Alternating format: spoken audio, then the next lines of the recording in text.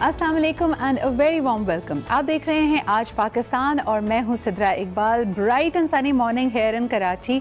पूरे मुल्क का तो पता नहीं, लेकिन अगर आपके यहाँ वाकई बहुत ज़्यादा सर्दी है तब भी वो हल्की हल्की धीमी धीमी धूप आपको बहुत अच्छी लग रही होगी। उम्मीद करते हैं कि दिन का जो आगाज़ है वो बहुत ही खूबसूरत हुआ होगा आपके लिए। नई उम्मीदों के साथ, नई उमंगों के साथ आप अपने वर्क डे को अप्रोच कर रहे होंगे। एंड मोर इम्पॉर्टेंटली यहाँ पर ज़रूर ये कहना चाहेंगे कि जब हमें अपनी कोई भी चीज़ अपनी दस्तरस से दूर लगती है तो कभी कभार बड़ा अफसोस होता है। और लंबे हाथ की बात की जाए तो जहन में सिर्फ कानून आता है, लेकिन आज हम आपके लिए लाए हैं एक ज़बरदस्त सी खबर। और ये वाकई आने वाली दुनिया का एक तरह से आपको स्नीक पीक मिल रहा है। आपको ये पता चल रहा है कि आने वाला वक्त कैसा होगा। कोई अगर आपको पहले कहता, आज से 20 साल पहले हमारे दादा नाना के ज़माने में, कि जी एक वक्त ये आएगा कि आप ख़रीदारी करेंगे लेकिन आपके पास पैसे नहीं होंगे, वो एक कार्ड होगा और आप कहेंगे कि जी उधार पे उस पर चीज़ें चला करेंगी और बल्कि आपसे सोचेंगे और हो जाया करेगा, तो शायद वो इस बात को कभी ना तस्लीम करते। लेकिन आज हम ये देख रहे हैं कि हम उससे भी एक कदम आगे बढ़ चुके हैं। स्वीडन की जी ये खबर है और कहा यह जा रहा है कि स्प्रिंग 2018 से, यानी इस साल के शुरुआत से हमने देखा कि एक ट्रेंड बड़ा बढ़ने लगा। दर्जनों लोगों ने अपने हाथ में एक माइक्रोचिप इंसर्ट कराई है और अभी तक की तादाद के मुताबिक कहा जाता है कि तकरीबन 4000 लोग ये काम कर चुके हैं, ये कार्रवाई कर चुके हैं। अब इस कार्रवाई का फ़ायदा क्या है? अगर आप मर्द हज़रात अपने बटुए की तरफ, अपने वॉलेट की तरफ देखते हैं तो उसमें बहुत सारे कार्ड्स हैं। उसके अंदर क्रेडिट कार्ड भी है, उसके अंदर डेबिट कार्ड भी है, आपका हो सकता है एम्प्लॉय कार्ड है, शनाख्ती कार्ड है। तो उन सब चीज़ों का डेटा वो उस एक छोटी सी चिप में है। एक छोटा सा ऑपरेशन जो कि स्वीडन में तकरीबन सिर्फ $180 का करवाया जाता है। और ये बिल्कुल जो छोटी सी चिप है ये एक चावल के दाने जितनी है। अब इसका फ़ायदा ये है कि आप इसमें जो डेटा होता है वो आपसे कोई चुरा नहीं सकता। ये चिप किसी और चीज़ का डेटा अपने ऊपर ले नहीं सकती क्योंकि ये एक पैसिव चिप है। आपकी सारी इन्फॉर्मेशन को लेके जाती है और आपको कार्ड गुमने का कोई भी फिक्र नहीं है। लेकिन इसमें अच्छी बात ये, लोग समझेंगे जी एक तरह से तो आप पे लीश बन गई, अब आपको ट्रैक किया जाएगा। तो आपको बताते चलें कि कंपनीज़ ये चिप अगर अपने एम्प्लॉयज़ के अंदर इंसर्ट करवाती हैं तो इसमें GPS ट्रैकर नहीं होता, यानी आपकी लोकेशन ट्रैक नहीं की जाती। ये वो इन्फॉर्मेशन है जैसे आप ख़रीदारी करते वक्त जेब में हाथ डाल के कार्ड या पैसे निकालने के बजाय वो जो टेलर या रीडर होता है उसमें सिर्फ अपना हाथ आगे करके सिर्फ अपनी कलाई से ही वो इन्फॉर्मेशन उनको फॉरवर्ड कर दें। तो देखें वक्त कितनी तेज़ी से बदल रहा है और अभी तक तो ये लगता है कि it is only going to get faster and faster. थोड़े अरसे पहले तक हमारी शायद एक रेजिस्टेंस क्रेडिट कार्ड की तरफ भी थी, प्लास्टिक मनी की तरफ भी थी, लेकिन ये जो जिद्दत आ रही है शायद हम इसको रोक नहीं पाएंगे। इसके हो सकता है कोई मुज़र असरात भी हों, लेकिन फ़िलहाल हमें उनके बारे में नहीं पता। आगे बढ़ाते हैं जी प्रोग्राम को। ये तो थी खबर नई आने वाली दुनिया की, इसके लिए तैयार हो जाइए। लेकिन दूसरी तरफ ये भी कि इस वक्त अपना करियर कैसे प्लान करें। हम में से अक्सर लोग अनफॉर्चुनेटली ये समझते हैं कि हमारी जो एजुकेशन है, जो क्वालिफ़िकेशन है वो पिछली सदी की है। यानी आप और मैं जब स्कूल गए थे तो सेंचुरी बदली नहीं थी। लेकिन अब चीज़ें इतनी तेज़ी से बदल रही हैं कि आपको ये महसूस होता है कि शायद मेरी अपनी इन्फॉर्मेशन नाकाफ़ी है। बार बार जब हम यूथ की बात करते हैं तो जो लोग अपने करियर के मिड पॉइंट पे पहुंचे हैं, जिनको आज काम करते हुए 10 या 15 साल हो गए हैं, अचानक से उनको ऐसा फ़ील होता है कि नए आने वालों से शायद उनको डरना चाहिए। वो बहुत जल्दी रिप्लेस कर दिए जाएंगे या उनके पास वो फुर्ती, वो स्किल सेट मौजूद नहीं है जो आज की दुनिया की रिक्वायरमेंट है। तो लोग अपना करियर प्लान कैसे करें? इस मिड पॉइंट पर पहुँच के क्या हमें यूनिवर्सिटी का रुख करना चाहिए, क्या कंसल्टेंट बन जाना चाहिए, क्या यंग लोगों को जॉब ढूंढने से पहले शायद अपना कोई स्टार्टअप बिजनेस करना चाहिए? अगर आपके जहन में भी ये सवालात हैं और इसके अलावा भी चीज़ें, यानी अगर आपको लगता है कि आपके इर्द गिर्द बहुत सारे लोग काम पे सियासत के बारे में जिक्र करते हैं कि जी मुझे तो ऑफिस पॉलिटिक्स का निशाना बनाया जा रहा है, या फिर ये कहें कि जी मुझे लगता है मेरी वर्थ बहुत ज़्यादा है और मेरे जितने एक्सपीरियंस के बंदे को तो बहुत ज़्यादा तनख्वाह मिलती है, बहुत ज़्यादा सराहा जाता है, उसका टाइटल कुछ और होता है, मैं ये बात अपनी ऑर्गेनाइजेशन में या अपनी कंपनी में कैसे करूं? तो आज का प्रोग्राम आपके लिए बहुत इंपॉर्टेंट है। ख़वातीन हों, मर्द हों, अगर आपने अभी अभी अपने करियर का आगाज़ किया है या आपको काम करते हुए कुछ अरसा गुजर गया, this show is for you. बल्कि आप अपने सवालात मुझे भेज सकते हैं, जिसके लिए ट्विटर पर इस्तेमाल कीजिए #career101 का, ताकि आपके सवाल मुझ तक पहुँच जाएँ।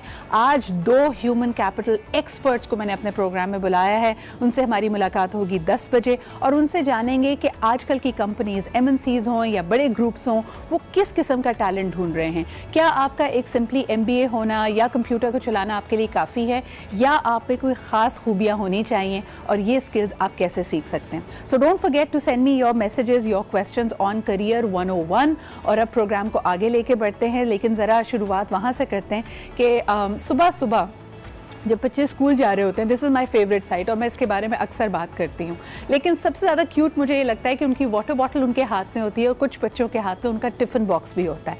और मेरे ख्याल में सुबह सुबह से ही अगर अपनी मनपसंद चीज़ अपने टिफ़िन बॉक्स में लेके जा रहे हैं तो उनको सुबह से ही इंतज़ार होने लगता है कि ओह आज रिसेस में बड़ा मज़ा आने वाला है क्योंकि हम नूडल्स खाएँगे।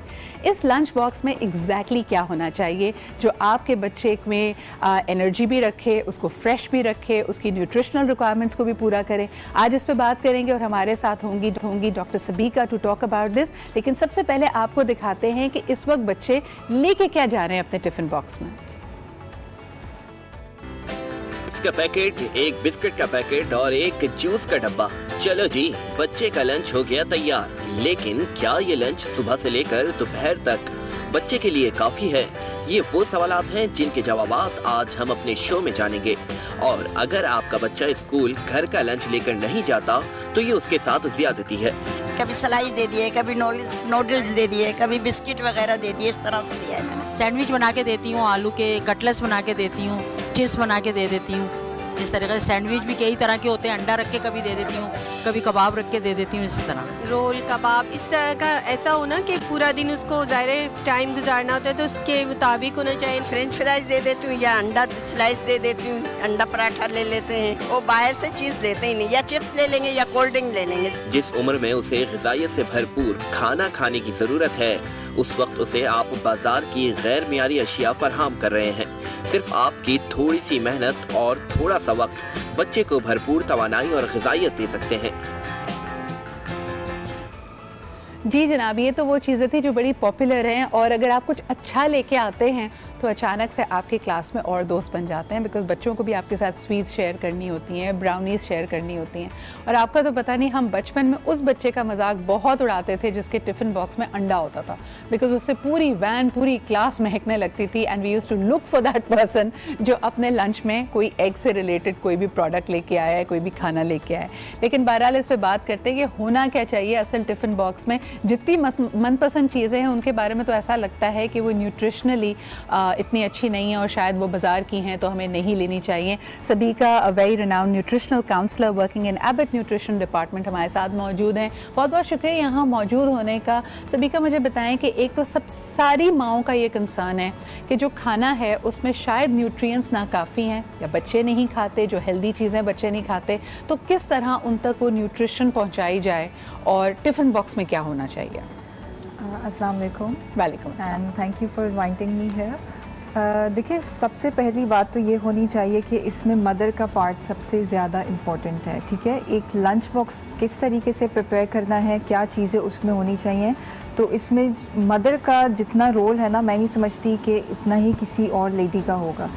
सेकेंडली ये कि अगर आप जो लंच बॉक्स प्रिपेयर कर रहे हैं वो बच्चे की चॉइस से कीजिए। बच्चे को कौन से कलर्स अट्रैक्ट करते हैं, बच्चे को कौन से टेस्ट अट्रैक्ट करते हैं, तो उस हिसाब से अगर आप उसको प्लान करें तो मेरा नहीं ख्याल कि बच्चों के टिफ़िन जो हैं वो ऐसी एज इट इज़ आएंगे जैसे जाते हैं। और जो देख के माएँ ऑब्वियसली जो है परेशान होती हैं, इतना ड्यूरेशन होता है स्कूल में, फिर आके वो लंच भी नहीं करते, तो बच्चों के मूड्स को समझना जो है ना वो थोड़ा सा मुश्किल है। अच्छा, इसमें मैंने देखा है कि सबसे ज़्यादा जो कहते हैं सर फहरिस्त हैं, बाजी ले गई हैं Japanese mothers. I don't know कि मेरी टीम आपको दिखा सकती है या नहीं, अगर हमारे पास वो तस्वीरें मौजूद हैं। अगर आप देखें, Japanese mothers take a lot of time. उनका जो लंच बॉक्स होता है वो एक वर्क ऑफ आर्ट होता है। इसको कहते हैं जी बेंतो बॉक्सेस, और इसमें कोशिश ये होती है कि अगर आप थोड़ा थोड़ा सब कुछ खिला सकें बच्चे को उसमें राइस भी होता है, उसमें प्रोटीन्स भी होती है, कोई चीज़ अगर फ्राइड है तो दो पीस उसके ले दिए, but it looks so pretty सभी का। अगर आप उसको देखें तो बच्चे हमारा भी दिल चाहेगा कि उसको आराम आराम से खाया जाए। देखिए ना, यही तो एक मदर की क्रिएटिविटी है कि किस तरीके से बच्चे को एक क्रिएटिव लंच बॉक्स वो प्रिपेयर करके दे। आप उसमें मेन कोर्स दीजिए, आप फ्रूट का एक पोर्शन लीजिए, आप वेजिटेबल्स का एक पोर्शन कीजिए, आप कोई डिप का एक पोर्शन लीजिए। आजकल तो इतने अच्छे अच्छे एंड फैंसी कंटेनर्स आ गए हैं बच्चों के कि बच्चे खुद चूज़ करते हैं, और जिस तरीके का मॉडर्न ज़माना है तो बच्चे खुद ही इस चीज़ की तरफ बढ़ रहे होते हैं कि आज मम्मा मुझे इस कलर का लंच बॉक्स चाहिए। वैरायटी दीजिए बच्चों को। और यानी छोटे छोटे सॉसेस डिप्स के लिए आपको कंटेनर्स मिल जाते हैं। जितनी एफर्ट आप डालेंगी बच्चा उसको अप्रिशिएट भी करेगा, और उसके लिए एक जैसे हम कहते हैं ना, पढ़ाई में भी आप उसको खेल से अच्छे तरीके से म्यूज़िक के जरिए आप ज़्यादा उसको लर्न करा सकते हैं, सिखा सकते हैं चीज़ें। तो I think lunch is very similar, but सभी का विदाउट हम सारा का सारा नज़ला अगर मदर्स पे ना उतारें उनके लिए, ठीक है सुबह उनके पास वक्त कम भी होता है, थोड़ा सा उनके लिए आसान कर दीजिए कि एक लंच मील वो कैसे प्लान करें। उसके अंदर आम तौर पे जो आपने देखा कि बहुत जो फेवरेट आइटम्स है बच्चों के, या तो वो नगेट्स ले जाते हैं, फ्राइज़ ले जाते हैं, या फिर नूडल्स ले जाते हैं। आप क्या रेकमेंड करेंगे? देखिए, नगेट्स तो मैं बिल्कुल रेकमेंड करूंगी, मगर होममेड। जितनी भी आप बच्चे को चीज़ें दे रहे हैं वो सारी हेल्दी ऑप्शंस होनी चाहिए और होममेड होनी चाहिए। आपने प्रोसेस फूड्स नहीं लेने, आपने फ्रोज़न फूड्स नहीं लेने, ठीक है। वो इजी टू बाय होता है, इजी टू कुक होता है, मगर आपने मेहनत करनी है थोड़ी सी बच्चे के लिए। उसमें एक मेन कोर्स दीजिए, लाइक आप रोल्स बना दें, ब्रेड रोल्स बना दें, आप चीज़ स्टिक्स बना दीजिए बच्चे को, उसको कोट करके फ्राई कर दें, केचप के साथ दे दें। आपने क्यूकम्बर स्लाइसेस दे दिए। ईजीएस्ट वे, अगर पेरेंट्स और मदर्स अपना काम थोड़ा सा आसान करना चाहते हैं तो आप वीकेंड पे या 1-2 दिन के बाद कुछ मेरे ख्याल में सैंडविच स्प्रेड घर में बना लें, जिसमें बॉइल्ड चिकन, मेयोनीज, आप शामी कबाब बना के रख लें, and you can just fry it and make it a sandwich. I think बचपन में हम तो ये ले जाते थे, अब खैर बड़ी पुरानी बात लगती है, लेकिन अम्मी हमें ज़रूर या तो कबाब फ्राई करके उसका पराठा रोल बन जाता था, या फिर आप सैंडविच बना लेते हैं। बचपन की बात कर रही हैं, स्टिल मैं खुद भी अगर जॉब पे जाती हूँ तो मैं होममेड फूड लेके जाती हूँ। अम्मा जो है वो घर से हमें रोटी बना के दे देती हैं, देन मैं कोई सब्ज़ी हो तो वो ले जाती हूँ। ये देखिए, ये आपका जो है ना वो लाइफ स्पैन बढ़ाता है। हेल्दी फूड आपका लाइफ स्पैन बढ़ाता है, मगर ये जो जितने भी जंक फूड्स हैं, स्पेशली चिप्स, बिस्किट्स वगैरह, अगर आप ये बच्चे को लंच में देते हैं तो बच्चे की भूख ही मिट जाती है। अच्छा, मुझे बताएं सबिका कि 11-12 बजे के वक्त, चाहे बच्चा हो या बड़ा, हमें ऐसा लगता है हमारी एनर्जी, शुगर एकदम ड्रॉप हुआ है। हम ऑफिसेज़ में एक बड़ी गलत चीज़ करते हैं कि उस वक्त अपने आप को पर्कअप करने के लिए हम चाय या कॉफ़ी स्ट्रॉन्ग सी ले लेते हैं। आप इसको रेकमेंड करेंगे कि लंच से पहले जो मिड डे स्नैक होता है उसमें हम सिर्फ चाय या कॉफ़ी पी रहे होते हैं? नहीं, मैं बिल्कुल भी रेकमेंड नहीं करूँगी। आपने उस बीच में जो ब्रेकफास्ट और लंच के बीच का जो मिड मॉर्निंग कहते हैं उसे, आपने उसमें या तो नट्स ले लीजिए, आप वो आते हैं चने कहते हैं, आप बिस्किट्स ले सकते हैं, आप कोई भी मीडियम साइज़ का फ्रूट ले सकते हैं, ठीक है। तो आप स्लाइस भी ले सकते हैं, कोई इसमें कोई मसला नहीं है कि आप एक स्लाइस पे अगर बटर लगा के या स्प्रेड लगा के ले लें। माय फेवरेट इज़ कि उस वक्त अगर आप कहें कि कोई स्लो एनर्जी रिलीज चीज़, जैसे आपने नट्स का जिक्र किया, proteins are great. I personally like carrying a little bit, a small portion of hunter beef, यानी अगर आप उस वक्त उसमें कोई ब्रेड लाने की आपको ज़रूरत नहीं है, and it's a great healthy option, right. Let's talk more about that. बच्चों की तो हम की, लेकिन हम बड़ों की भी बात करेंगे। सिर्फ बच्चों का ही हक नहीं है, जो काम करने वाले आपके घर में लोग हैं उनको आप क्या लंच दे सकती हैं, एक छोटे से ब्रेक के बाद।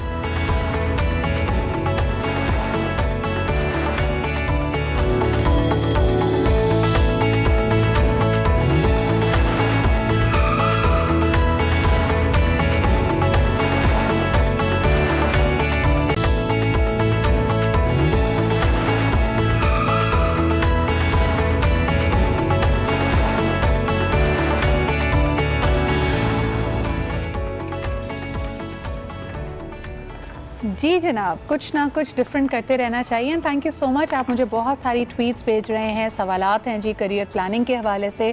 #career101 ज़रूर इंक्लूड कीजिए ताकि तमाम सवालात मेरे पास आ जाएं और हम 10 बजे उनको आंसर करना शुरू करेंगे कि आपको बिज़नेस करना चाहिए, आमदन में कैसे इजाफा करें, सैलरी कैसे निगोशिएट करें, ऑल दैट एंड मोर। लेकिन इस वक्त हमारे साथ मौजूद हैं सबीका, और सबीका से हम यही बात कर रहे हैं कि बच्चे तो बच्चे, बड़ों को भी लंच बॉक्स चाहिए होता है। How can we have healthy options, because जैसे ही हम जॉब शुरू करते हैं तो कॉलेज लाइफ के बाद अक्सर देखने में आया है कि लोगों का वज़न बढ़ने लगता है। इसकी वजह सेडेंट्री लाइफस्टाइल है या बाहर का खाना है? नहीं, बाहर का खाना भी है, सेडेंट्री लाइफस्टाइल भी है। ये दोनों चीज़ें जो हैं वो एक साथ मिली हुई हैं, ठीक है। लेकिन ऑफिस में ऐसा लगता है सभी का, ना हम चाय अवॉइड कर पाते हैं, और अगर कॉलीग्स के साथ लंच प्लान होता है तो फिर वो जो घर से आया हुआ लंच बॉक्स है ना, वो बड़ा पुराना लगने लगता है। लोग बल्कि मजाक भी उड़ाते हैं, आप अभी तक कॉलेज में, आप अभी तक स्कूल में जो घर से लंच लाते हैं। सिद्रा, आप वंस इन अ वीक ले सकते हैं जो भी आपके ऑफिस में ऑर्डर हो रहा हो या फिर कलीग्स के साथ प्लान करके, मगर ये हैबिट बनानी है कि घर से लेके जाना है। एंड एडल्ट्स के पास या बड़ों के पास तो बहुत सारे ऑप्शंस होते हैं। मेरे नज़दीक हम बच्चों को फोर्स कर रहे थे, मगर बड़ों को थोड़ा सा चेंज करना चाहिए लाइफस्टाइल। ये नहीं कि जैसे 1-2 बज गए तो आपने बिरयानी ऑर्डर कर ली, या लेट लंचेस का बड़ा ट्रेंड है, यानी आप काम में इतने मगन हो जाते हैं कि सुबह नाश्ता करके निकले हैं या चाय वगैरह आपने ली है, लेकिन लंच करते करते 3 या 4 बज जाते हैं। That is not a good idea. Yes, exactly, that is not a good idea. And secondly ये कि 1-2 बजे आपने अपना लंच कर लेना है ऑफिस में। ऑफिस ब्रेक्स होती हैं हाफ एन आवर की, 1 आवर की, तो उसमें ये बात ज़रा अपने माइंड में रखें कि आपने सैलेड पोर्शन को ज़रा ज़्यादा रखना है। विटामिन्स एंड मिनरल्स मिलेंगे तो आप फ्रेश भी रहेंगे, आप कार्ब्स लेके जाएंगे, आपको एनर्जी मिलेगी, प्रोटीन लेके जाएंगे आप, तो आपके मसल्स अच्छे बिल्ड होंगे एंड आपको ऐसा लगेगा कि आप फिल हैं, ठीक है, आपको भूख नहीं लगेगी ज़्यादा। Thank you so much Sabika. And more important yourself hydrated as well. अक्सर लोग जब ऑफिस लाइफ में आते हैं तो पानी पीना भी कम कर देते हैं, और अगर आप घर से लंच लेके नहीं जाते तो अक्सर मुझे तो लगता है बाहर मुझे बहुत ज़्यादा हेल्दी ऑप्शंस नहीं मिलते हैं। बाहर या तो कोई डीप फ्राइड चीज़ होती है, ज़्यादा स्पाइसी चीज़ होती है, या बहुत ज़्यादा वाइट उसके अंदर कार्ब्स होते हैं। तो I prefer taking something from home. I think you can pay heed to that as well. अब जी बढ़ते हैं आज इन फोकस की तरफ और देखते हैं आज की टॉप स्टोरीज। जी जी जी, आप कंटिन्यू। इतनी वीरा तो कभी सुबह बयां बाबी न थी, और कोई साथ कभी इस दर्जा गुरेजा भी न थी।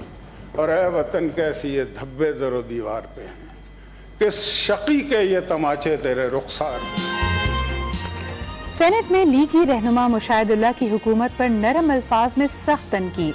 तकरीर के दौरान शाहिराना अंदाज, बार बार अशार पढ़कर सुनाए, हुकूमत पे खूब तंज के तीर चलाए।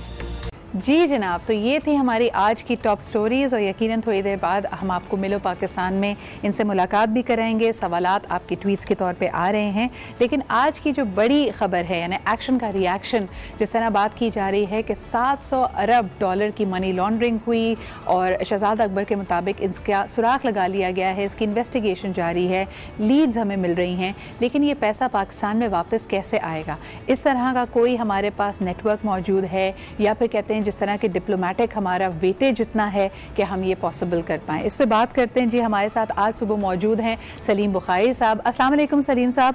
अब ये तो कहा जा रहा है हुकूमत की तरफ से प्रेस कॉन्फ्रेंस में कि सुराख लगा लिया गया है, लेकिन ये पैसा पाकिस्तान में वापस कैसे आएगा?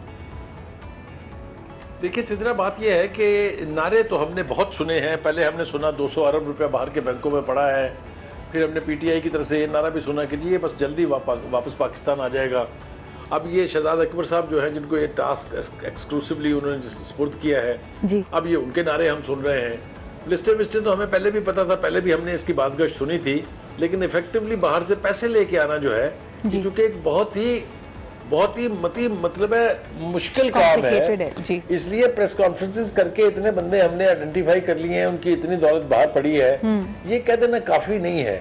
उस पैसे को बाहर से लेके आना, उनके खिलाफ इफेक्टिवली, अब ये जो 700 अरब रुपए का दावा कर रहे हैं, अब देखना ये है कि ये कब तक वापस ला पाएंगे। कोई इनके पास ऐसा तरीकाकार है कि ये वापस आ जाए?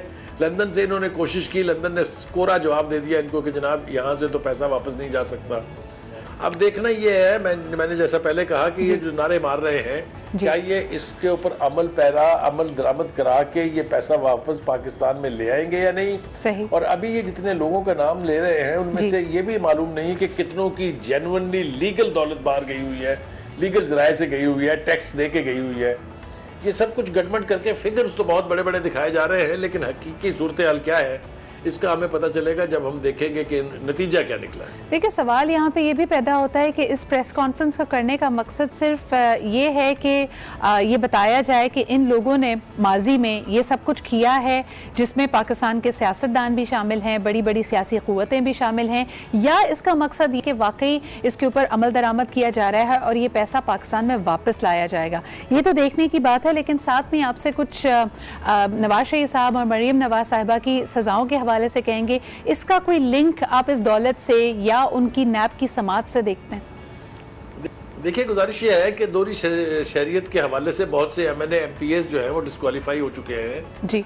और अब एक ऐसा शख्स जो पाकिस्तानी नेशनल ही नहीं है, जो बाहर का फॉरेन नेशनल है, उसको आपने फेडरल मिनिस्टर के लेवल के ऊपर आपने अपॉइंट कर दिया है। तो इसके ऊपर तो क्रिटिसिज्म आपके सामने बेपना सिदरा हो चुका है और हो रहा है जी। अब उसको कैसे जस्टिफाई कर पाएंगे ये तो हम देखेंगे कि सुप्रीम कोर्ट में जब उसकी हेयरिंग होती है तो किस तरफ को ये ऊंट जो है किस करवट बैठता है। अभी तो पहले भी हमने देखा कि मीडिया में बहुत कंट्रोवर्सी थी जब खास तौर से वो हज कराने के लिए ले गए थे अपने तैयारे में, उस वक्त भी बहुत कंट्रोवर्सी थी उनके इस स्टेटस की जो उन्हें दिया गया है जी। अब मेरे ख्याल से चूंकि मामला सुप्रीम कोर्ट में है, इसके ऊपर बहुत ज़्यादा तबसरा करने की बजाय इंतजार करना चाहिए कि सुप्रीम कोर्ट में इस हवाले से क्या पेशरफ्त होती है। खामोशी को कैसे देख रहे हैं? लेकिन सलीम साहब, आप जैसे अक्सर अगर बात की जाए, नवाज शरीफ साहब जेल से बाहर हैं, इस पर उनके मुखालफिन भी तनकीद कर रहे हैं कि ऐसा लगता है कि कोई मुकमुका की सिचुएशन है, कोई डील प्लान की जा रही है, क्योंकि बाहर आने के बाद अस्यूम ये किया जाता था कि उनकी तरफ से कोई उनका जो स्टांस है वो बड़े अंदाज में सामने पेश किया जाएगा। आप इसकी क्या वजह देखते हैं इस खामोशी की? देखिए, गुजारिश ये है कि चूंकि सुप्रीम कोर्ट की प्रोसीडिंग के हवाले से पहले जो फैसले हुए जी, उन फैसलों के ऐलान के बाद बहुत सा क्रिटिसिज्म हुआ उसके ऊपर, और ये प्रोपेगेंडा भी पीटीआई की लीडरशिप की तरफ से किया जा रहा था कि वो दोबारा जेल जाएंगे। बज़ाहिर ऐसा दिखाई नहीं देता था, और अब ख़ास तौर से जब सुप्रीम कोर्ट में वो जो मंजर हमारे सामने आया है वो ये है कि वो अभी ज़मानत पर ही रहेंगे, उनकी ज़मानत कैंसिल नहीं हुई है, गिरफ्तारी भी नहीं हुई है। तो मैं समझता हूँ कि ये क्रेडिबिलिटी में इजाफा करेगा सुप्रीम कोर्ट की कि सुप्रीम कोर्ट जो है वो किसी भी हवाले से नवाज शरीफ या मरीम के बारे में बायस नहीं है।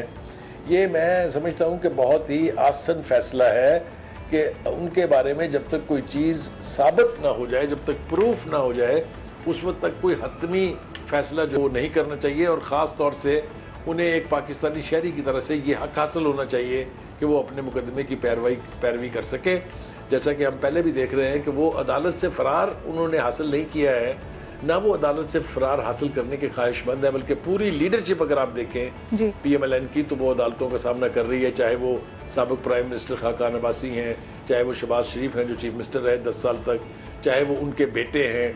तो ये सारे एक रवायत ये भी जन्म ले रही है कि अदालतों से फ़रार की बजाय अदालतों में पेश होकर अपने ऊपर मलबा जो है उसको हटाना। लेकिन सलीम साहब, सिर्फ अदालतों से फरार की यहाँ पे तो बात नहीं है, खामोशी भी तो तजस्सुस का बायस बन रही है। यानी ये समझ नहीं आ रहा कि बहुत सारे मामला जिन पे उनको कुछ कहना चाहिए वो मेरे ख्याल में वो भी तो सामने आना चाहिए। अब जी आगे बढ़ते हैं, ज़रा DG नैब के हवाले से जो बयानात और जो कंट्रोवर्सीज जन्म ले रही हैं उसके बारे में बताइएगा। हमारी ऑफकोर्स राय यही है कि उनको क्योंकि उनके पास ये ओहदा था, कल भी हम यही बात कर रहे थे, उनको ये बयान नहीं देना चाहिए था। इससे एक क्वेश्चन मार्क लग जाता है नैब की कार्रवाई के ऊपर। लेकिन आप इसको कैसे देखते हैं? सिद्रा, आपने खुद ही इसका जवाब भी दे दिया, आपके सवाल के अंदर ही इसका जवाब है। DG नैब को ये किसी सूरत ज़ेब नहीं देता था कि वो TV टॉक शो में आके एक मीडिया ट्रायल करें किसी भी शख्स का, और जिस तरह की गुफ्तगू उन्होंने की है, और एक इन्वेस्टिगेटर होते हुए जिसके पास बहुत सारी सीक्रेट ऐसी बातें होती हैं जिनका पब्लिक में इजहार नहीं करना चाहिए, और वो इससे बाज भी नहीं आए, उन्होंने किया है इसका इजहार। तो मेरे ख्याल से ये चीज़ जो है ये ना ही तो नॉर्म्स के मुताबिक है ना ही रवायत के मुताबिक है। तो इसलिए मेरे ख्याल से अब वो अगर अकल का दामन थाम ले तो ज़्यादा बेहतर होगा, क्योंकि इससे नैब की इज्जत में कोई इजाफा नहीं हुआ है, नैब के ऊपर और ज़्यादा उंगलियाँ उठी हैं उनके इस TV इंटरव्यूज़ की सीरीज़ जो उन्होंने टॉक शोज में शिरकत। देखिए उनकी गलती तो रही सलीम साहब, लेकिन साथ ऐसा लगता है कि मीडिया ने भी खूब किरदार अदा किया है नैब की जो साख है उसको नुकसान पहुंचाने के लिए। यहाँ हम ये भी देख सकते हैं जिस तरह फवाद चौधरी साहब का बयान भी सामने आया कि जैसे ही ये मामला हुआ फिर अगला मामला ये खड़ा हो गया कि जो डीजी नैब हैं उनकी या इनकी ये जो अहलकार जिन्होंने प्रेस में आके बात की थी इनकी डिग्री जाली है। तो उन्होंने कहा कि ये ताने बाने भी साथ में मिलते हुए लगते हैं। ऐसा लग रहा है कि एक मुनज़्ज़म सोच के जरिए नैब को डिस्क्रेडिट किया जा रहा है। आप इसमें क्या कहेंगे? पहली बात तो यह है कि फवाद चौधरी साहब की ये बात बिल्कुल लग़्व है, बेमानी है। ये डिग्री का इशू बहुत पहले उठ चुका है, एक मरतबा, पहली दफा नहीं आया है। लिहाजा ये कहना कि जी चूंकि नैब का केस आ गया है इसलिए वो अचानक उनकी डिग्री जो है वो खराब हो गई है, ऐसा नहीं है।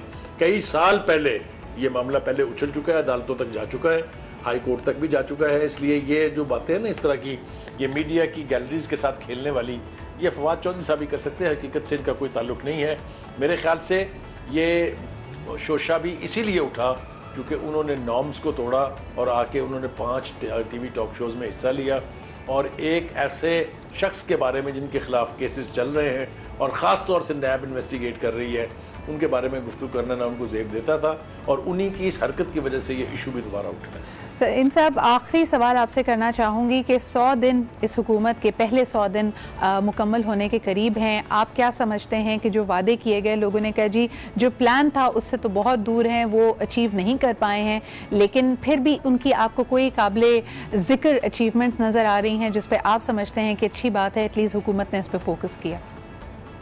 अगले 100 दिन भी इसके ऊपर कोई अमल दरामद होने नहीं जा रहा, इसलिए कि उन्होंने पिछलों का रोना धोना ही नहीं छोड़ा अभी तक। पिछले 5 साल भी वो वही रेटरिक सुनाते रहे हैं, लोगों को उनके बयानात हिफ्ज़ हो गए हुए हैं, ज़बानी सुना सकते हैं, वो वही ड्रामा और वही रेटरिक वो कंटेनर वाली वो अब भी चला रहे हैं। लिहाजा 100 दिन के अंदर जो वादे उन्होंने किए थे उस तरफ तो अभी सफ़र ही शुरू नहीं हुआ और ना मुझे लगता है कि आने वाले 100 दिनों में होगा।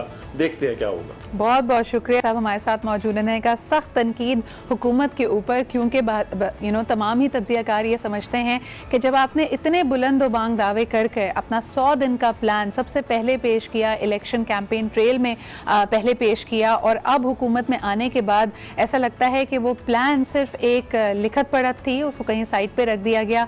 क्या वजह रही, क्या प्रैक्टिकल रियल रीजंस रहे जिसकी वजह से उस पर अमल दरामद ना हो सका, ये तो बहरहाल हुकूमत वक्त ही बता सकती है। एक छोटा सा ब्रेक लेते हैं, उसके बाद वापस आएंगे विद आवर सेगमेंट मिलो पाकिस्तान से।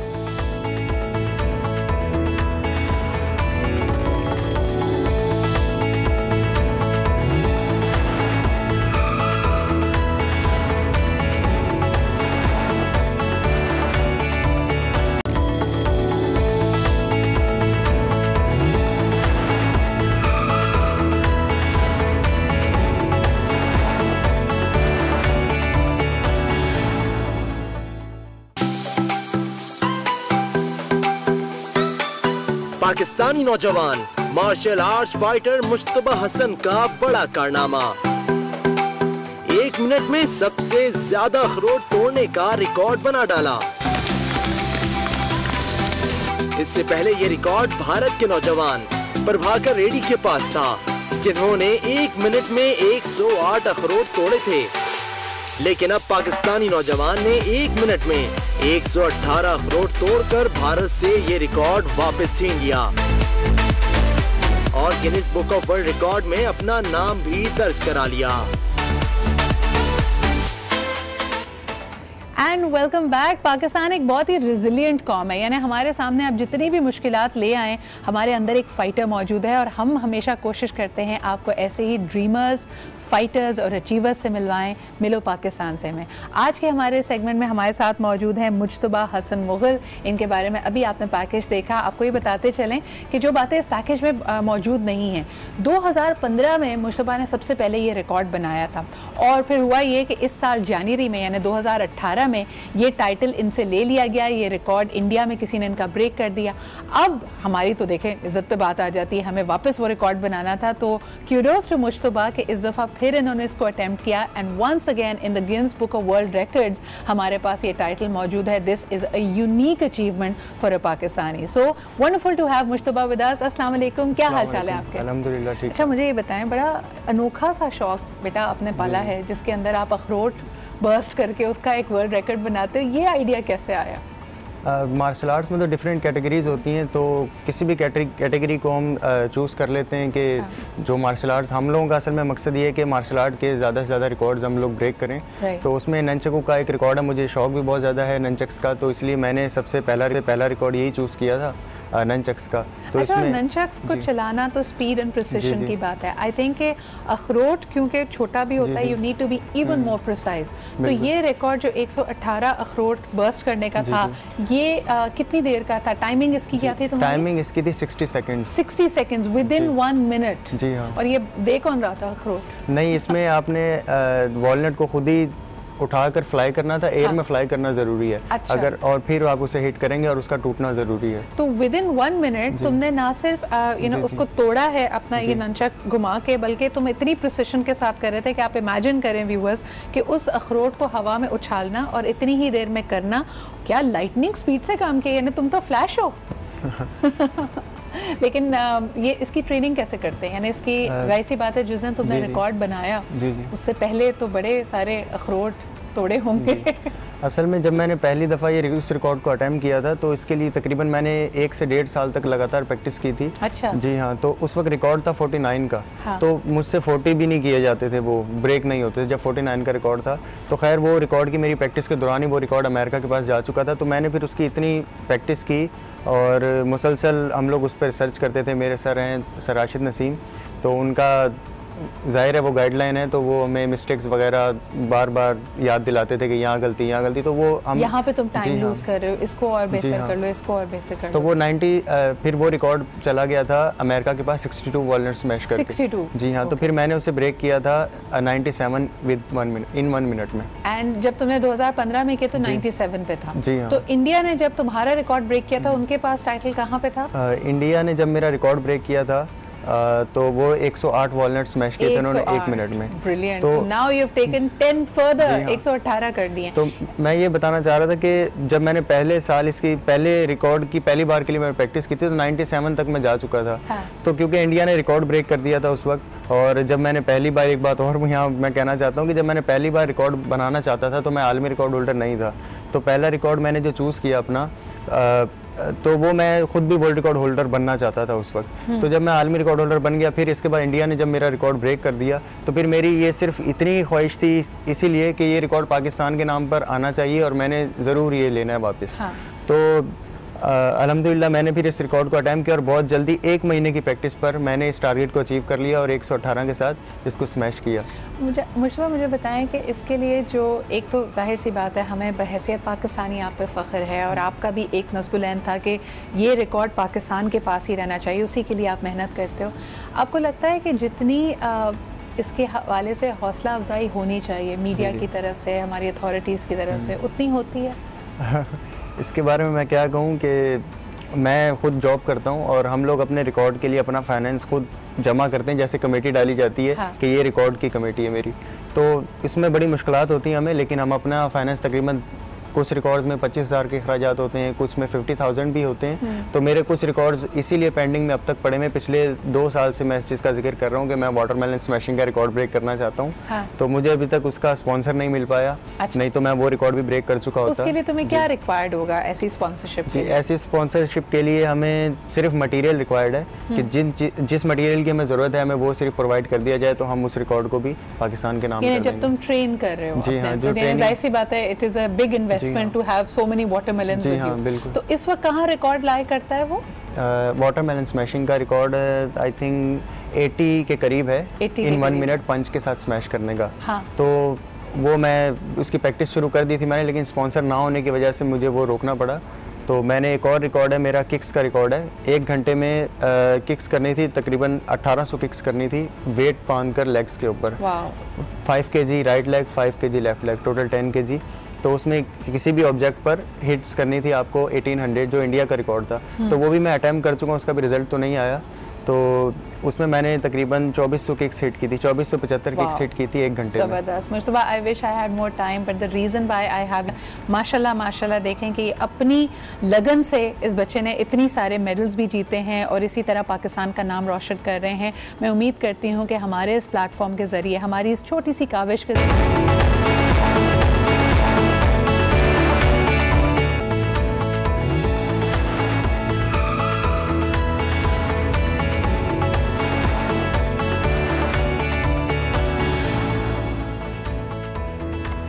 Welcome back. आप से हम सुबह से प्रॉमिस कर रहे हैं कि आज बात होगी करियर्स के हवाले से।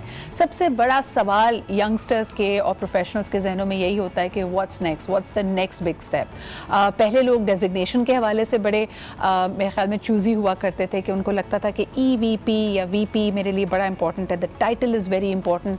आज की दुनिया में आप अगर 1-2 बंदों की या 4 बंदों की भी टीम है, इट्स अ स्टार्टअप, तो आप CEO हो सकते हैं। So if you look at the CEOs, you have a wide range, यानी कोई 400 एम्प्लॉयज़ की कंपनी का CEO है, कोई 4 लोगों की कंपनी का CEO है, which is better? How do you plan your next move? पहले एक ज़माने में लोग किसी एक इदारे में अगर काम करते थे, जैसे कि हमारे पेरेंट्स की जनरेशन को अगर देखा जाए, तो उस इदारे को 25 साल 30 साल दे के बहुत ही फ़ख्र के साथ वहाँ से रिटायर होते थे। आज की दुनिया बहुत मुख्तलिफ है, जिसमें हम देखते हैं कि प्रोफेशनल्स 2 या 3 साल किसी इदारे में रहते हैं और बहुत सारी मुख्तलिफ इंडस्ट्रीज़ में काम करते हैं। एक अंदाजे के मुताबिक आज का प्रोफेशनल अपनी ज़िंदगी में तकरीबन 5 से 7 मुख्तलिफ इंडस्ट्रीज़ में काम करेगा और अपने प्रोफेशनल वर्किंग टाइम में 15 से 20 depending on their appetite companies में स्विच ओवर्स करेगा। और इसमें ऑफ कोर्स अपने एक्सपेरिमेंट्स भी शामिल होते हैं। लोग अपना करियर, अपना बिजनेस भी करना चाहते हैं। अगर कहीं पे मार्केटिंग की किसी नौयत की जॉब कर रहे हैं तो फिर रियलाइज़ करते हैं कि नहीं, मार्केटिंग सर्विसेज एजेंसी शायद मैं चला सकता हूँ। इनमें से बेहतर रूट कौन सा है, इसके ऊपर हम बात करने के लिए आज हमारा सब्जेक्ट है करियर प्लानिंग। आपके सवाल मेरे पास आ रहे हैं #career101 के साथ। इसको ट्वीट कर सकते हैं @सिद्रा इकबाल पे, and I am going to ask those questions to my worthy panel। हमारे साथ जो पैनल मौजूद है, they are really the experts when it comes to human capital development। Organizations को ये सपोर्ट करते हैं। उनका जो HR training and recruiting budget होता है कि किस तरह उन्होंने अगर किसी हीरे को चुना है उसको मज़ीद कैसे निखारा जाए और मज़ीद उसको कैसे प्रोडक्टिव बनाया जाए। Those are the services they offer। हमारे साथ मौजूद हैं of course Fatima Asad, she is the executive director of Abacus Consulting। बहुत बहुत शुक्रिया यहाँ मौजूद होने का। और आप ही के साथ तशरीफ़ रखते हैं Alkarim Hasan, you are the country head for Anti-Clock, which is again an HR consulting। बहुत बहुत शुक्रिया यहाँ मौजूद होने का। Fatima, people are very excited about this subject। सबसे पहले तो मुझे बताएं कि अब एक तरह से गोल्डन पीरियड बन गया है to be in an organization of 2 years। 2 साल के बाद हर प्रोफेशनल ये सोचने लगता है कि I need to switch। Is that realistic? Is that a good move? या आपकी CV पे आप एक inconsistent से बड़े लाओबाली से शख्स लगने लगते हैं कि अगर आप हर 2 साल बाद अपना काम बदल रहे हैं? Your take on that? Assalamu alaikum and thank you so much, Sidra. It's an honor to be here. I feel, and my personal opinion is that 2 years जो है बहुत कम है, because आपकी जो actual experience होती है किसी भी इदारे में, किसी भी organization में, आपको 6 to 12 months लगते हैं to understand कि उसका culture क्या है, role क्या है, आप कैसे fit in होते हैं within the organization। देखिए, 2 हिस्से होते हैं। एक होता है कि एक आपका रोल जो आपको रिस्पॉन्सिबिलिटीज़ दी जाती हैं, दूसरा होता है कि वो कैसे अलाइन होती हैं टू ऑर्गेनाइजेशन और डिपार्टमेंट ऑब्जेक्टिव्स, जिस डिपार्टमेंट में भी आपको जॉब मिली हुई है। तो और फिर टीम बिल्डिंग का एक एस्पेक्ट होता है कि टीम डायनामिक्स, आप अगर टीम के साथ हैं या आप स्टैंड अलोन काम करें, ये सारी चीज़ें जो हैं ऑर्गेनाइजेशन डायनामिक्स और रोल अंडरस्टैंडिंग टेक्स टाइम। तो 2 साल, और वैसे भी रूल ऑफ थंब होता है कि कोई भी HR इनिशिएटिव लिया जाए 2 साल आपको या 2 साइकिल लगते हैं for you to truly understand and really give a certain return on investment. आपका मशवरा क्या होगा कि कब लोगों को सोचना चाहिए कि इदारे को छोड़ के दूसरे, या तो कोई बहुत अच्छी अपॉर्चुनिटी आ जाए, या लोग समझते हैं कि मैंने एक प्रोजेक्ट बहुत अच्छा किया है फातिमा अभी और मुझे रिजल्ट्स उस क्वार्टर में बड़े अच्छे मिले तो मैं इसको कैश इन कर लूँ, अभी एक ऑफर आई है इस मेरी कैंपेन को देखकर, कल पता नहीं ये हो ना हो। That's true. I mean, I think हम ज़रा थोड़ा सा स्टेप बैक करें ना, बिगर पिक्चर देखें। और दुनिया में विद इन पाकिस्तान और ग्लोबली, बिकॉज ऑफ ये जो स्पीड ऑफ चेंज आ रहा है, because of that is impacting the organisations as well. और जो ऑर्गेनाइजेशंस हैं वो बहुत ड्रिवन है कि जो आपका लॉन्ग टर्म था 10 साल का, वो लॉन्ग टर्म 3 से 5 साल का हो गया। तो obviously it stems from that culture of कि हमें इमीडिएट रिजल्ट्स चाहिए, शॉर्ट टर्म रिजल्ट्स चाहिए। Therefore also ये एक रुझान आ गया within your young talent which is coming into the workforce कि मैंने, जैसे आपने जिक्र किया ना कि ये मैंने कर लिया, let's move on to the next aspect। हम बहुत जल्दी बोर हो जाते हैं। बिल्कुल, because they want, sorry, I just want to wrap that up, they want adventure, the next generation as well। तो इसमें 2 situations आ रही हैं। एक है कि ऑर्गेनाइजेशन क्या कर रही है in order for the people to deliver and feel कि वो adventurous है, excited है, they can do much more. Secondly, offers हमेशा रहेंगे. आपका जो इकोसिस्टम है ना टैलेंट का वो चेंज हो रहा है. It is the responsibility of the individual. आपने आया ये वाली जो जॉब है आपने जॉब के सिलसिले में और उस माइंडसेट से लिए या आपने करियर बनाने के लिए लिए. And career that's a very fundamental decision. जिस तरह आप कह रही है ना कि करियर अब एक बहुत ही मुख्तलिफ ज़ाविये में देखा जाता है. Alkarim, I want to include you over here कि पहले लोग कहते थे कि 20 साल एक इदारे को दिए तो आप अर्न करेंगे अपनी पोजीशन एज द CEO, कि अब आप उस इदारे को हैं. अब अक्सर लोग कहते हैं कि जी प्रायोरिटी ट्रूपर कहीं से आ जाता है, कोई और CEO को हमारी कंपनी लेके आ जाती है, या फिर जो नए CEOs हैं वो काफ़ी यंगर इन एज हैं, तो उनका जो लीडरशिप स्टाइल में आप क्या फ़र्क देख रहे हैं? आई थिंक अगर ऑर्गेनाइजेशंस को हम देखें so they are not to be blamed actually for this, right, partially, but the remaining part is that they have failed to develop successors. कहने एक लीडर जब तक खुद वहाँ पे मौजूद होता है, बड़े अच्छा काम चल रहा होता है, अपने पीछे वो उस तरह का लीडर तैयार नहीं कर पाते. Now maybe that's out of fear, I don't know, or maybe they want to maintain that scarcity so that they are always in demand. Okay, so it's a matter of demand and supply. But on the other hand, अच्छा leader कौन है जो results, जो profits एकदम deliver करे, जो companies को turn around कर दे? आपके ख्याल में आजकल कंपनीज या बड़ी ऑर्गेनाइजेशंस एक अच्छे लीडर को कैसे डिफाइन करती हैं? See, not every organization needs a turnaround. If you are already a very well established, right, so you don't need to change anything. सही. I think the leader needs to be an individual who can create a balance. Right. He should be able to balance the people, because people are driving the organization. He's actually leading them, right? And the other part is, of course, the achievement of the business objectives. So if both can be done together, I would describe or define that leader as a successful leader. और अगर मैं लोगों के बारे में बात करूँ फातिमा, जो बॉसेस हैं या जो मिड टीयर मैनेजर्स हैं, वो कहते हैं भाई जो नए आने वाले इंटर्न्स हैं या जो फ्रेश ग्रेजुएट की उम्रें इस वक्त शायद 20, 21, 25 साल या इन देयर 20s हैं, उनको मैनेज करना, उनको मोटिवेट करना बहुत मुश्किल है. जैसे आपने खुद कहा कि there is that thirst for adventure, तो उनसे मीनियल काम नहीं होते, उनसे इस तरह के काम नहीं होते जिसमें उनको एक्साइटमेंट ना हो रही हो. ऐसे लोगों से बॉसेस काम कैसे लें? एसेंशली ये होता है कि फिर अगेन 2 लेवल्स हैं. ऑर्गेनाइजेशन कितनी इन्वेस्ट कर रही है, कितना इन्वेस्ट कर रही है in your manager, middle management as well. Mindset क्या है लीडरशिप का? तो वो जो एक कल्चर होता है ना ऑर्गेनाइजेशन का, वो सिर्फ एक लेवल पे महदूद नहीं होता. You've actually highlighted a very important point of the millennials and the generations that exist within any organization. So, and it is not right to assume कि आपका CEO is of the baby boomers or Gen X generation, because you have young CEOs in their 30s, who are also sitting in that particular position of leadership, and how they're engaging it. So it starts right from the top. From a culture perspective, आपका mindset क्या है, आप कितना develop कर रहे हैं. जैसे अलकरीम ने भी ये बहुत अच्छी बात की कि आप ऑर्गेनाइजेशन को कैसे इंस्टीट्यूशनलाइज कर रहे हैं कि आपकी कोचिंग और focus of the work is not just for the next workforce, new talent that is coming in. जो हम भी जब ग्रो करते हैं as professionals, all of us as well, हम कंटिन्यूसली लर्न कर रहे हैं. जस्ट बिकॉज हमारी 15-20 साल की एक्सपीरियंस हो गई है डज नॉट मीन कि हमने सब कुछ सीख लिया है. Every day is a learning experience.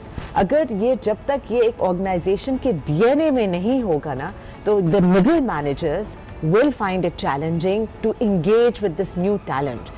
However, they will have to, because जो organizations इस पे इन्वेस्ट नहीं करेंगी और हर टीयर को सेगमेंट करके उनकी टैलेंट को नहीं मैनेज करेंगी और डेवलप नहीं करेंगी, वो रेलेवेंट नहीं रहेंगी. बिल्कुल. और जिस तरह आप कहते हैं कि आप डायनासोर्स बन जाएंगे, तभी कभी कभार आपको यूथ मार्केटिंग के कुछ ऐसे कमर्शियल्स नज़र आते हैं जिसमें आप कहते हैं नहीं, यूथ ऐसे बिहेव नहीं कर रही है, और अक्सर वो कमर्शियल्स डिज़ाइन करना या वो मार्केटिंग थॉट एक और जनरेशन से आई होती है, तो they happens to be a disconnect. यहाँ पे ये भी जानने की कोशिश करेंगे कि एक ऑर्गेनाइजेशन का कल्चर कौन इंसान बनाता है, वहाँ के बॉसेस या वहाँ की यंग जनरेशन जो नए लोग आते हैं, और उनको वो एथिक्स, वो वैल्यूज़ जो एक ऑर्गेनाइजेशन की हैं उसको उनको सिखाई कैसे जाएं।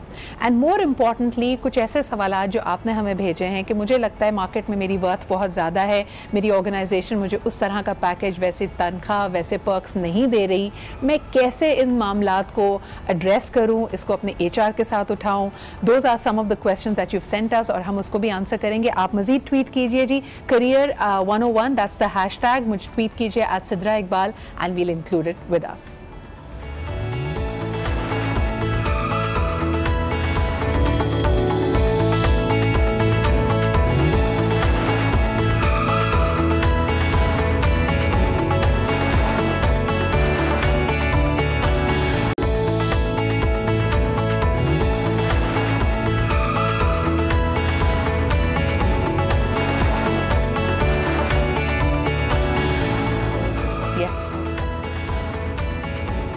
जी जनाब, अगर आप ह्यूमन बींग्स को ज़रा गौर से देखें, अपने इर्द गिर्द लोगों पे नज़र दौड़ाएं तो इनसे ज़्यादा इंटरेस्टिंग चीज़ें आपको नज़र नहीं आएंगी। इन्हें बड़े ज़बरदस्त फिनोमेनाज हैं और आज क्योंकि ख़ास तौर पे हम करियर की बात कर रहे हैं तो हमने थोड़ा माइक्रोस्कोप इसी पे लगाया हुआ है। आपकी ट्वीट्स मुझ तक पहुँच रही हैं और बड़े मज़ेदार सवालात आप लोग कर रहे हैं। एक सवाल जी आया, अलकरीम आपसे करना चाहूँगी कि ख़वातीन अब वर्कफोर्स में ज़्यादा आ गई हैं, मैनेजरियल पोजीशंस पे भी हैं, बॉसेस भी हैं, तो उनके साथ काम करना आसान है या मुश्किल है? उनको दूसरों की सपोर्ट और ख़ास तौर पे जो मर्द हजरात होते हैं, जो मेल प्रोफेशनल्स होते हैं, वो उनके साथ काम करना आसान समझते हैं या मुश्किल समझते हैं? मेरे ख्याल से आसान समझते हैं। हाँ। क्यों आसान समझते हैं?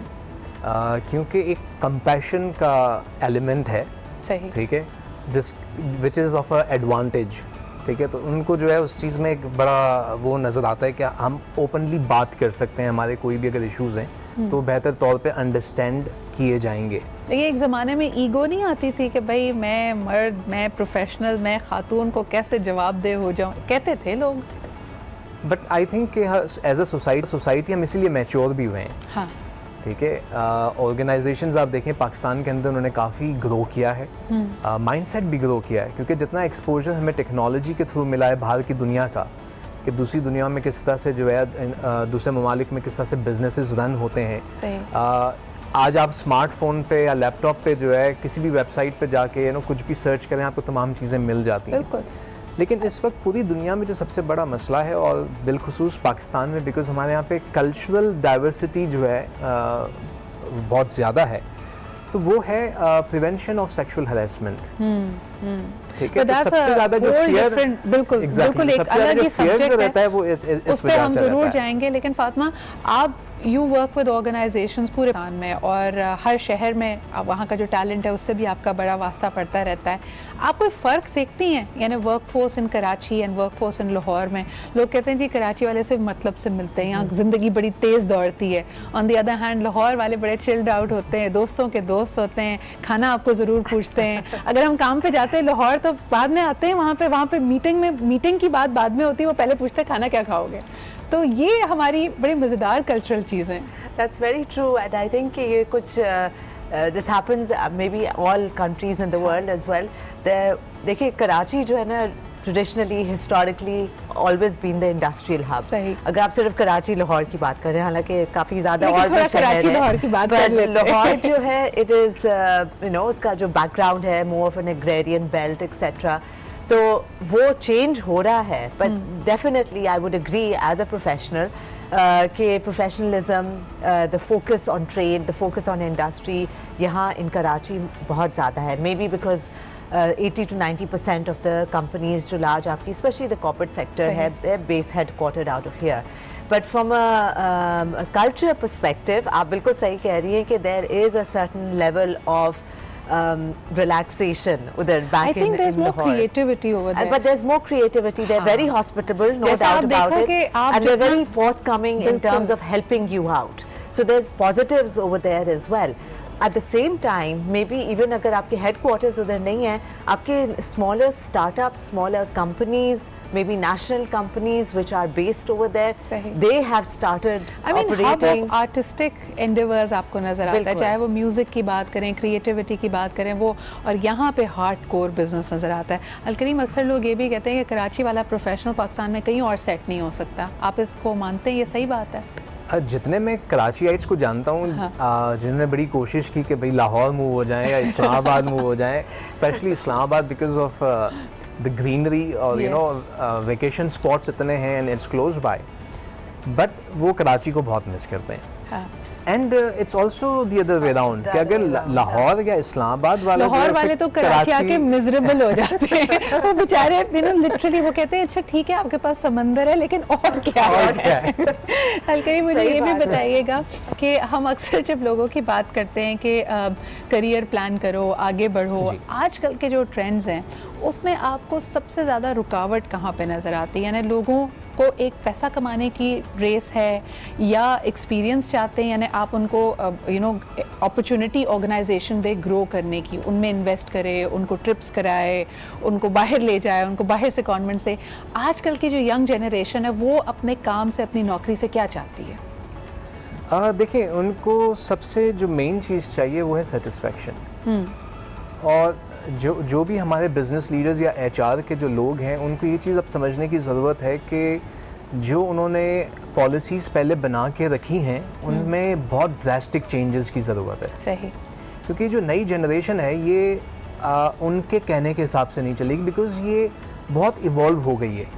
अगर हम अपना टाइम देखें तो पहले हमें वालिदैन जिस तरह से बात करते थे, यू नो, तो हम सामने सवाल नहीं पूछ सकते थे। सही। लेकिन आज की जनरेशन को देखें, अगर वालिदैन उनको सिर्फ थोड़ी देर स्टेयर कर लें तो वो कहते हैं कि आपकी तबीयत ठीक है, आप क्यों मुझे इस तरह से घूर रहे हैं, यू नो, ये अच्छी बात नहीं है। तो अगर यही माइंडसेट अगर आप कॉर्पोरेट में ले आएँ तो उन्होंने तो नहीं सुननी आपकी। यानी सवाल तो होगा, जो अथॉरिटी पहले आपकी इंटाइटलमेंट होती थी, अब आपको, यानी अब ज़्यादा जिस तरह हम कहते हैं ना, तब्दीली आ गई है, डेमोक्रेसी ज़्यादा हो गई है। बोर्ड रूम में भी बॉस सिर्फ एक बात कहकर उसको मनवा नहीं सकता, लोगों को उसको ऑन बोर्ड लेना पड़ता है। लेकिन एक बड़ा अहम सवाल फातिमा, कि वक्त इतनी तेज़ी से चेंज हुआ है। पहले हम समझते थे हम जब बॉस बनेंगे तो बड़े कमरे वाला ऑफिस होगा, पार्किंग स्पेस मिलेगी। अब जब तक बॉस बनने की बारी आई है तो वो सिमिलर फ्लोर हो गया है, क्यूबिकल्स भी ख़त्म हो गए हैं और जो ग्लास वॉल थी वो भी चली गई है। तो वो जो perks of being a boss थे, आज का बॉस बेचारा बड़ा लोनली फील करता है उनके बगैर। Well, actually, you know, अब तो change हो गया in terms of expectations as well, because आपका जो work environment है वो भी change है, you know, the concept of anywhere, anytime, any place. Absolutely. कि because technology आपको वो connect कर रही है और network कर रही है, it's not really about the physical structure. True. It's the role, the responsibility और जो आपको थोड़ा सा purpose मिल रहा है। ये भी एक ट्रेंड शिफ्ट हो रहा है। आप देखेंगे नेक्स्ट जनरेशन में they want to work with purpose, they want to say how is it relevant, मैं अपने 8 घंटे या 10 घंटे इस एक चीज़ पे कंट्रीब्यूट कर रही हूँ या इन्वेस्ट कर रही हूँ, and I see that in that is why वो थोड़ा सा ठहराव नहीं है। जैसे अच्छा, अब हम बढ़ेंगे एक बड़ा इंपॉर्टेंट सब्जेक्ट जो हो सकता है मैं शुरू कर दूँ फिर हमें ब्रेक लेना पड़े।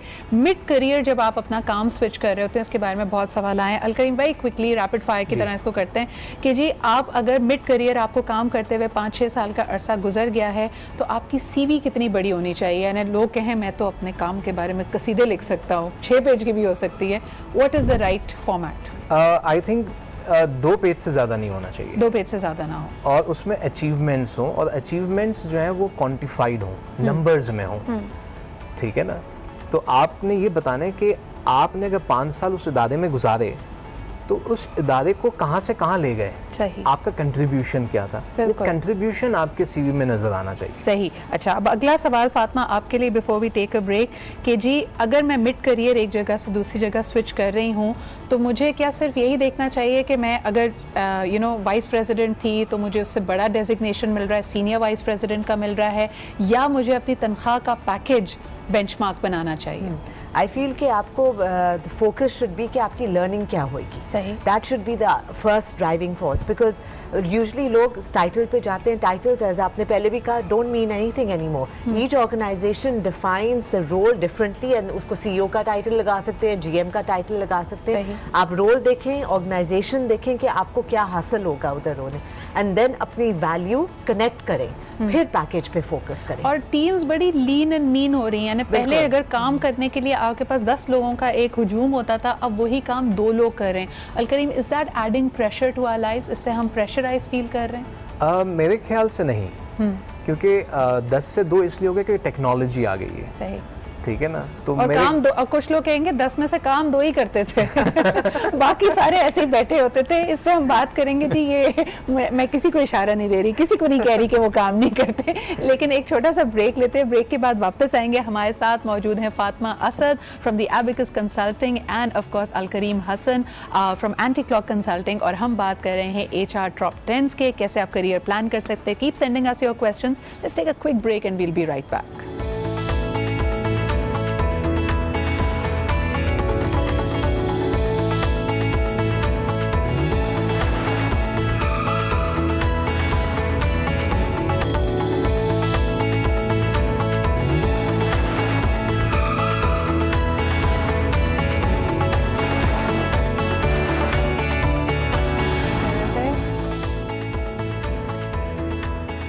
Welcome back. आज की दुनिया में अगर आपने काम करना है तो यकीनन लोगों के साथ मिलकर काम करना है। आप साइलोज़ में अकेले काम नहीं कर सकते, तो टीम वर्क और इंटरपर्सनल स्किल्स बहुत इंपॉर्टेंट होती है।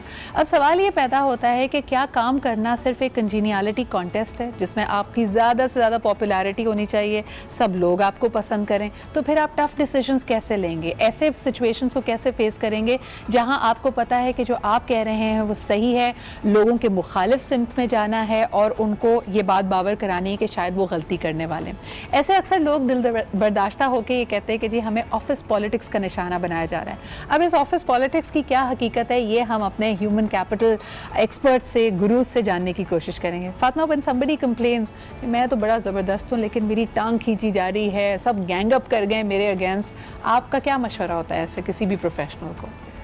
आई बिलीव कि एक तो अपने ऊपर ज़्यादा फोकस ना इतना करें, बिकॉज जब आप अगर बाकी सिचुएशन को नहीं, बिगर पिक्चर नहीं सामने रखते तो फिर that is not wise as well.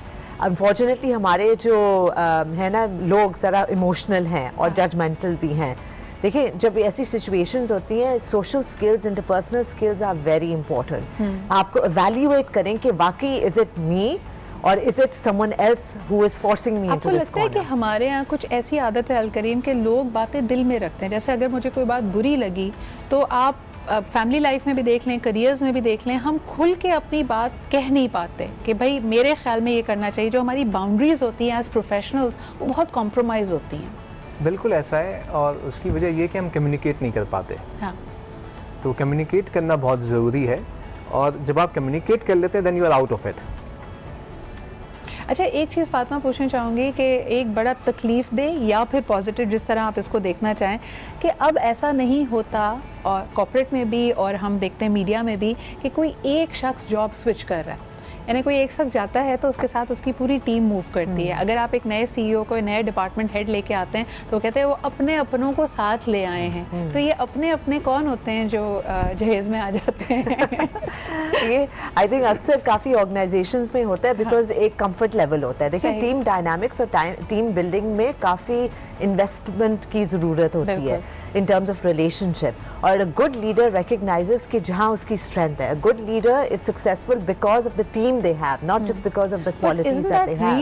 really sad for it? ये ना मिसाल के तौर पे एक टीम लीडर है, उससे उस ऑर्गेनाइजेशन की नहीं बन रही है, whatever differences have come about, लेकिन ऑर्गेनाइजेशन ये सोचने पे मजबूर है कि अगर ये शख्स गया और इसको मैंने रिटेन नहीं किया तो इसके नीचे की भी 3 लेयर्स चली जाएंगी साथ में। सो आई थिंक उस पर फिर लिंक अप होता है वीक सक्सेशन प्लानिंग पॉलिसीज़ का। अगर आप फोकस नहीं करते, और ये बहुत इम्पॉर्टेंट एलिमेंट है विद इन एन ऑर्गेनाइजेशन, कि आपने C-1 या C-2 या C-3 आपने डेवलप ही नहीं किया, आपने certain specific policies. It's not enough to say कि तुम्हारा करियर जो है ना इधर तक जाएगा। It is more important to say कि इंस्टीट्यूशनलाइज करो। ठीक है, इंडिविजुअल को लाओ, प्रीमियम वो डिलीवर करेंगे, it's a human capital that delivers, लेकिन at the end of the day the organization interest is more important than the individual interest. लेकिन जैसे कहते हैं कि हर प्रोफेशनल का दुनिया में नारा एक ही होता है कि जी I am underpaid and I am overworked, मेरे पास काम ज़्यादा है, मुझे तनख्वाह कम मिलती है। अलकरीम, अगर हमने वाकई ये सोचा कि 2 साल बाद स्विच नहीं करना है, एक इदारे को 5 से 6 साल देने हैं, तो क्या एक एक नेचुरल प्रोग्रेशन क्या है? अच्छी कंपनीज उस टैलेंट को रिटेन करने के लिए उसको क्या पर्क्स देती हैं, उसकी तनख्वाह कब बढ़ाती हैं, उसको कैसे वैल्यूड फील कराती हैं? देखिए उसके मल्टीपल चीज़ें हैं, एट्रीब्यूट्स हैं। एक तो ये कि रिकग्निशन, कि अगर उन्होंने कोई काम किया है, ठीक है, तो उसको इमीडिएटली रिकग्नाइज किया जाए। सही। दूसरा उसका परफॉर्मेंस है, तो जब परफॉर्मेंस अप्रेजल का टाइम आता है जिसके बाद जो है वो तनख्वाहें बढ़ती हैं, ठीक है, तो उसका प्रोसेस कितना फेयर है, इवैल्यूएट करने का भी, ताकि आपने सही इवैल्यूएट करके इंसेंटिव दिया। एग्जैक्टली। ऐसा ना हो कि मेरा जो इमीडिएट बॉस था वो क्रेडिट ले गया, काम सारा मैंने किया, तो उससे तो ग्रीवियंस बढ़ेगी। बिल्कुल। और तीसरा ये है कि रिकग्निशन हो गया, अप्रेजल हो गया, उसके बाद इंक्रीमेंट हो गए, फिर उसका करियर पाथ किस तरह से डिफाइन कर रहे हैं कि भाई एक इंडिविजुअल जो है वो 5 साल से हमारे पास है और वो परफॉर्म करता जा रहा है, सही, तो what is next for him in the organisation. तो अच्छी ऑर्गेनाइजेशन सेल्फिश नहीं होती, वो एक शख्स को उस वक्त तक नहीं उससे काम लेती रहती जब तक वो बेचारा थक के गिर ना जाए, बल्कि ये सोचती है कि इसको भी आगे कैसे मूव किया जाए। यानी बहुत अच्छी मल्टीनेशनल्स पाकिस्तान में आपको ऐसी मिलेंगी जो साल 2 साल 3 साल के बाद अपने टैलेंट को एक्सपोर्ट करती हैं, दूसरे रीजन्स में, दूसरे ममालिक में भेज देती हैं ताकि वो वहाँ से भी एक्सपीरियंस लेके आएँ। वन मोर क्वेश्चन फातिमा, कि एक ये सवाल बल्कि मेरे पास ट्विटर पर आया हुआ था कि 2 को-वर्कर्स हैं, एक ही टीम का हिस्सा हैं, एक ने ज़्यादा अच्छा परफॉर्म किया एंड ही और she has been given a promotion, जिससे अब वो बाकी टीम का एक तरह से बॉस बन गया। तो ग्रुप डायनामिक्स बड़े फ़र्क है, पहले सबका एक लेवल पे दोस्ती होना, को-वर्कर्स होना, and now suddenly you are the boss. कैसे डील करें इस डायनामिक से? ये ट्रांजिशन जो होती है ना बड़ी डिफ़िकल्ट होती है। पेयर्स से जाके आप बॉस हो जाएं और पेयर्स में आपके फ्रेंड्स भी होते हैं, तो वो बहुत मुश्किल होता है एक पर्सनल लेवल पे और एक प्रोफेशनल लेवल में। बट उसमें फिर अगेन ऑर्गेनाइजेशन का बड़ा हाथ होता है in terms of coaching and counselling. ये बड़ा इंपॉर्टेंट एलिमेंट होता है। एक coaching the person who is gone to that level because he can't have the same और she can't have the same kind of dynamics because the level of responsibility is very different. और इन लोगों को भी समझाना कि देखें आपके लिए भी ये अपॉर्चुनिटी है, लेकिन बिकॉज एंड टू रिकग्नाइज, अगर वो प्रोफेशनल एनवायरनमेंट होगा over a period of time they will accept कि that person was the better one for the job. But I feel कि it all goes back कि culture कैसा है और आपने communicate किया है, कैसे किया है। हम communication में बहुत weak हैं unfortunately। एक और सवाल मेरे पास आया है जो बड़ा एक अलग ही पेंडोरा बॉक्स है और शायद जिसके ऊपर मुझे एक पूरा शो करना चाहिए, लेकिन दोनों एक मेल एंड फीमेल पर्सपेक्टिव इस पे ले लेते हैं। अलकरीम, सवाल ये आया है कि is it how do you look at office romances? Like people spend so much time together, आपको टीम वर्कर्स होते हैं, अंडरस्टैंडिंग डेवलप हो जाती है, and something very neat, very natural. But do you think that organisations को इस पर strict action लेना चाहिए? जैसे हम बाहर देखते हैं कि लोग बड़ा क्लियर कट कहते हैं कि you can not date any person जो आपकी ऑर्गेनाइजेशन में काम करता है।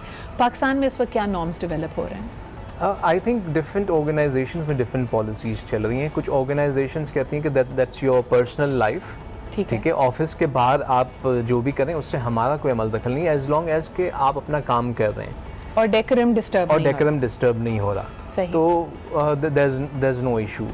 कुछ ऑर्गेनाइजेशंस जो हैं वो कहती हैं कि भाई इट्स अ नो नो, यानी if for example you do and up getting married तो आप दोनों अफराद उसी ऑर्गेनाइजेशन के लिए काम नहीं कर सकते, फिर मियाँ बीवी को एक साथ हायर नहीं करेंगे, ऐसी भी कंपनीज हैं। Fatima, your take on that? Actually I would agree with Alkarim के ऑर्गेनाइजेशंस जो है ना ये एक्सेप्ट करती हैं, बट वही बात है, लेवल ऑफ प्रोफेशनलिज्म। आप अपने इमोशंस और पर्सनल रिलेशनशिप को ना अफेक्ट करने दें आपके वर्क डायनामिक्स को, which is very challenging, it's not easy. दूसरा ये एलिमेंट होता है, फॉर एग्जांपल हमारे ऑर्गेनाइजेशन में we have couples within but they don't work in the same teams, right? ये बहुत important होता है, so they are reporting to different bosses ताकि on a daily basis interaction इतनी नहीं है, और ऐसी interaction ना हो जिसमें मसला पता चले मियाँ बीवी का झगड़ा हुआ है, वापस आके टीम पूरी भुगत रही है, आज तुम लोगों को एक्स्ट्रा काम दिया जाएगा। मैंने ये देखा है कि over a period of time one of them leaves because it becomes very uncomfortable. Thank you so much Fatma, thank you so much Al-Kareem. I wish we had more time, questions are still coming in, हम ज़रूर इनके साथ दोबारा ऐसी बैठक करेंगे, लेकिन आज क्योंकि ख़ास तौर पर फातिमा लाहौर से आई हुई थी, so we wanted to make the most of her trip to Karachi. इंशाल्लाह आप दोनों से दोबारा बहुत जल्दी मुलाकात होगी। Thank you Al-Karim. और अब बढ़ते हैं हम अपने प्रोग्राम की एंडिंग की तरफ। कल आपसे फिर मिलेंगे नए सब्जेक्ट्स, नए टॉपिक्स के साथ। तब तक अपना ख्याल रखिए। खुदा हाफिज़।